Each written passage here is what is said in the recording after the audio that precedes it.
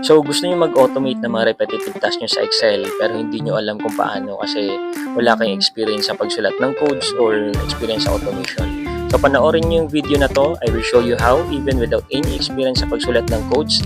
Tara, let's. We have our sample data set here. We have sa sheet 1, sheet 2, and sheet 3. And ang repetitive task na ginagawa nyo, let's say for example, is dinidelete nyo yung contents sa lahat ng sheets na yan kasi gusto nyo mag-replace ng new data. But doing that might take time, especially if malaki yung data set nyo. And the quickest way to solve that problem is to automate your work. And to do that, first thing, make sure na may developer tab kayo dito, enabled to. Tapos, click nyo itong Visual Basic. But if wala yan, you might need to add it. First, go to File, click on Options, and then click on Customize Ribbon. Dito sa main tabs, check nyo yung developer. Then click on OK. Lalabas na yung developer nyo dito sa katabi lang ng view. Click on Visual Basic. And then dito sa kaliwa, makikita nyo yung mga lahat ng sheets na available. Now, since dapat applicable yung automation natin sa lahat ng sheets kasi nga, kailangan nating i-delete yung mga contents na yun. We'll have to paste the code here sa this workbook. Double-click nyo yan. And then ipipaste natin yung code dito. Now, since wala nga tayong experience sa pagsulat, what we're going to do is to use a web app tool that uses AI that generates formulas and VBA scripts. Let's skip this for now and switch over dun sa web app tool na sinasabi ko. Ayan, so the web app tool is called gptexcel.uk. Nakipag-partner ako sa kanila and I have a referral link that you can use to sign up. Just click on get started tapos you can use your Google account or Microsoft account. By the way, libre po ito pero limited lang yung magiging access ninyo. You'll have 4 requests per day. For me kasi, since heavy user ako, marami akong projects na ginagawa. I have subscribed, nag-subscribe ako sa plan nila. So you'll have to go to billing, check natin yung plans muna. No? So meron silang 2 plans, free and pro.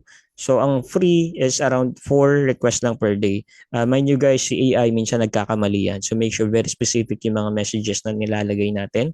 And I'll show you how later and I'll show you how and kung bakit. No? So ako pro, $7 lang naman siya per month. For me kasi very beneficial siya. Napapabilis yung work ko.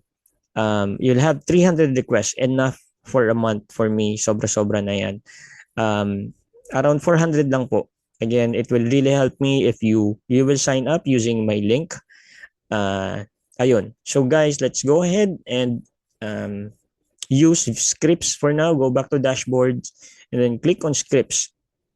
Nandito, piliin natin yung VBA. VBA is for Excel. AppScript is for G Sheet, LibreOffice, Airtable. Hindi ko na alam yung iba. For now, VBA muna. And then tulad ng sabi ko kanina, may message box dito. Dapat specific tayo. Else, mauubos yung 4 requests natin per day.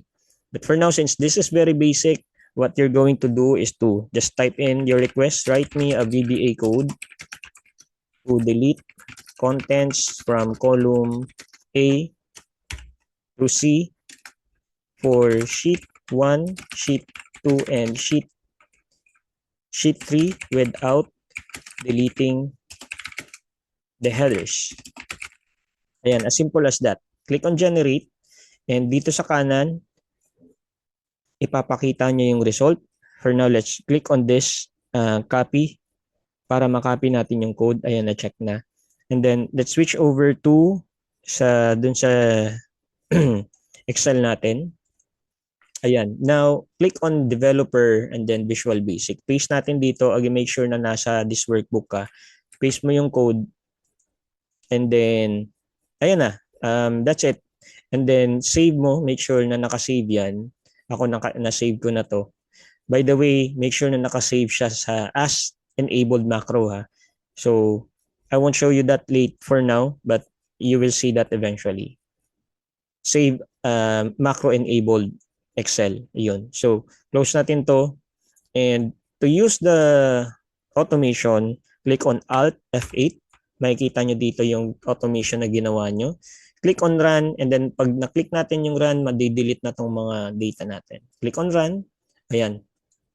Matic, wala. So as simple as that, very quick and easy. You'll have to use web app.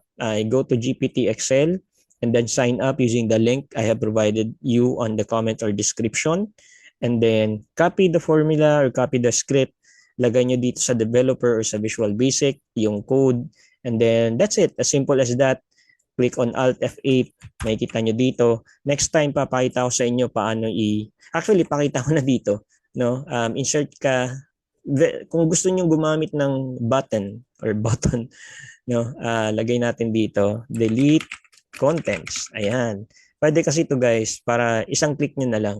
So right click nyo lang to, assign macro, click nyo tong, ayan, click nyo lang yan, then click on OK. Pag kinlik nyo yan, madidelete na yan. Oops, sorry. Na-delete niya kasi wala siyang ibang nakitang headers eh.